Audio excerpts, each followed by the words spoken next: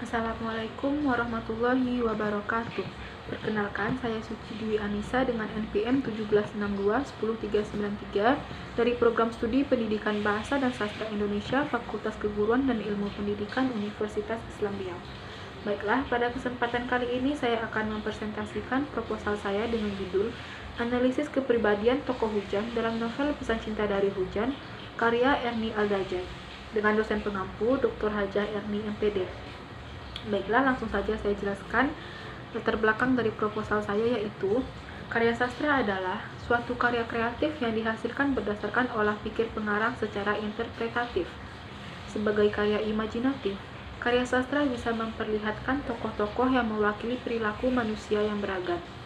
Berdasarkan pendapat yang dikemukakan oleh Seni tahun 1988 halaman 8, sastra adalah suatu bentuk dan hasil pekerjaan seni kreatif yang objeknya adalah manusia dan kehidupannya dengan menggunakan bahasa sebagai medianya. Fungsi utama karya sastra itu sendiri adalah untuk melukiskan dan mencerminkan kehidupan manusia. Salah satu genre sastra adalah novel yang merupakan hasil proses kreatif yang diinterpretasikan oleh pengarang.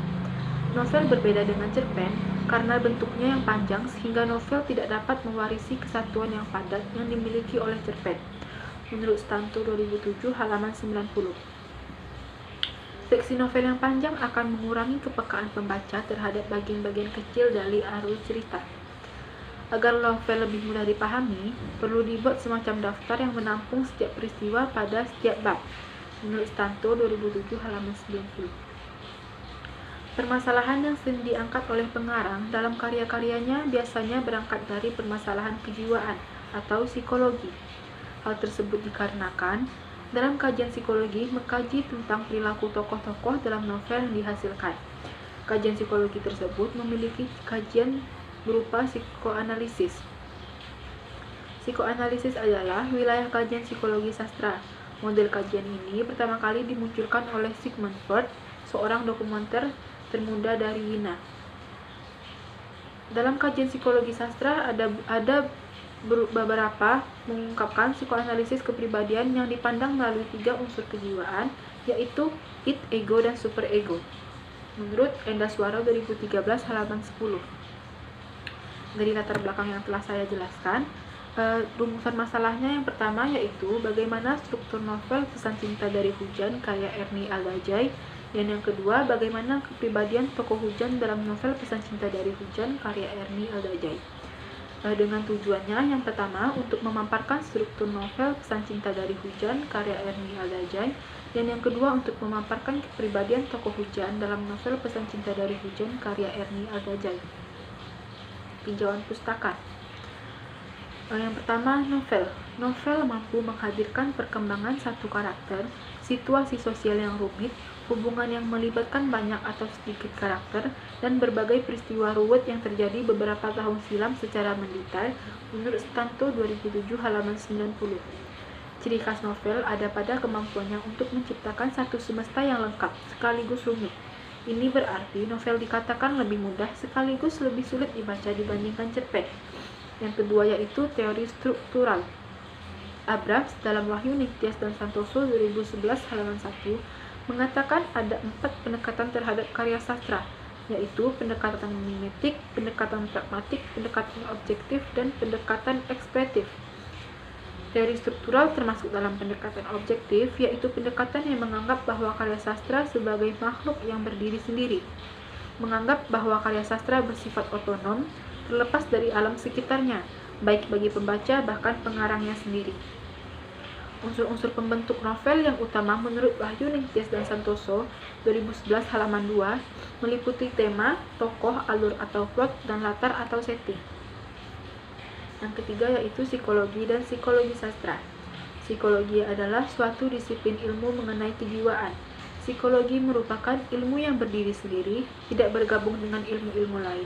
Akan tetapi psikologi dipandang sebagai ilmu yang sama, sekaligus terlepas dari ilmu-ilmu lainnya.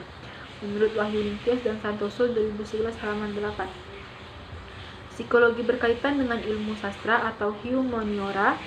Welek dan Warren dalam Wahyu Ningtyas dan Santoso 2011 halaman 8 mengatakan bahwa psikologi dalam sastra terdapat 4 kategori, yaitu yang pertama studi psikologi pengarang sebagai tipe atau sebagai pribadi, yang kedua studi hukum-hukum psikologi yang diterapkan dalam karya sastra, yang ketiga proses kreatif, dan yang terakhir pengarang dan latar belakang pengarangnya mempelajari dampak sastra terhadap pembaca atau psikologi karya sastra.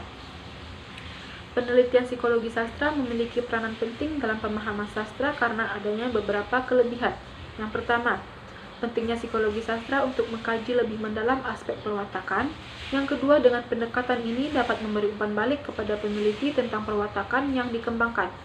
Dan yang terakhir, penelitian semacam ini sangat membantu untuk menganalisis karya sastra yang kental dengan masalah-masalah psikologi. Menurut Endaswara dalam Mendurat 2010 halaman 2. Yang keempat yaitu psikologi kepribadian. Psikologi kepribadian adalah psikologi yang mempelajari kepribadian manusia dengan objek penelitian faktor-faktor yang mempengaruhi tingkah laku manusia. Menurut Mindorop 2010 halaman 8. Mindorop menyatakan bahwa sastra pertama, psikologi kepribadian adalah memperoleh informasi mengenai tingkah laku manusia. Karya sastra, sejarah dan agama bisa memberikan informasi yang berharga mengenai tingkah laku manusia. Sasaran kedua, psikologi kepribadian mendorong individu agar dapat hidup serta utuh dan mampu memuaskan. Sasaran ketiga adalah agar individu mampu mengembangkan segenap potensi yang dimilikinya secara optimal melalui perubahan lingkungan psikologi. Yang kelima yaitu teori kajian psikoanalisis. Psikoanalisis oleh Freud sekitar tahun 1980-an. Psikoanalisis adalah disiplin ilmu yang dimulai sekitar tahun 1990-an oleh Sigmund Freud. Teori ini berhubungan dengan fungsi dan perkembangan mental manusia. Ilmu ini merupakan bagian dari psikologi yang memberikan kontribusi besar dan dibuat untuk psikologi manusia selama ini. Menurut Brenner dalam Mindorop 2010 halaman 11. Selanjutnya yaitu metode penelitian. Yang pertama, data dan sumber data. Data dalam penelitian ini, unsur penokohan yang tercermin dalam kepribadian tokoh, terutama tokoh Hujan sebagai tokoh utama dalam novel yang akan diteliti. Sumber data premier dalam penelitian ini adalah novel Pesan Cinta dari Hujan karya Ernie Aldajai yang diterbitkan oleh Insistive Press Yogyakarta pada bulan Oktober 2010. Setebal 272 halaman. Sedangkan sumber data sekundernya adalah berupa laporan penelitian sastra baik skripsi, tesis, disertasi maupun jurnal penelitian sastra. Yang selanjutnya yaitu teknik pengumpulan data. Teknik pengumpulan data yang digunakan dalam penelitian ini adalah teknik studi pustaka. Data yang digunakan adalah berupa data-data tertulis yang sesuai dengan objek formal penulisan. Setelah data terkumpul, kemudian peneliti membaca secara keseluruhan, memahami dan mengidentifikasi novel Pesan Cinta dari Hujan utamanya mengenai aspek id, ego, dan superego pada tokoh Hujan sebagai tokoh utama. Teknik penarikan sampel. Teknik penarikan sampel yang digunakan dalam penelitian ini teknik purposive sampling atau kuota sampling. Teknik ini merupakan teknik pengambilan sampel secara tidak acak berdasarkan pertimbangan-pertimbangan tertentu sesuai dengan objek formal penelitian yang digunakan. Dan teknik analisis datanya, teknik analisis data yang dalam penelitian ini adalah dengan metode descriptive analysis. Analisis data dilakukan dengan cara mendeskripsikan data yang telah diperoleh secara apa adanya tanpa mengartikannya dengan angka-angka. Penekanan analisis data dalam penelitian ini adalah pada pemahaman dan penghayatan atas hubungan antar konsep yang dikaji secara empiris. Setelah itu, peneliti mengkaji data dengan kajian psikoanalisis yang berkaitan dengan kondisi psikologi tokoh Hujan sebagai tokoh utama dengan melakukan tinjauan yang berkaitan dengan id, ego, dan superego. Baiklah, hanya itu yang dapat saya presentasikan dari proposal saya. Apabila ada kesalahan, saya mohon maaf. Saya akhiri dengan Assalamualaikum warahmatullahi wabarakatuh.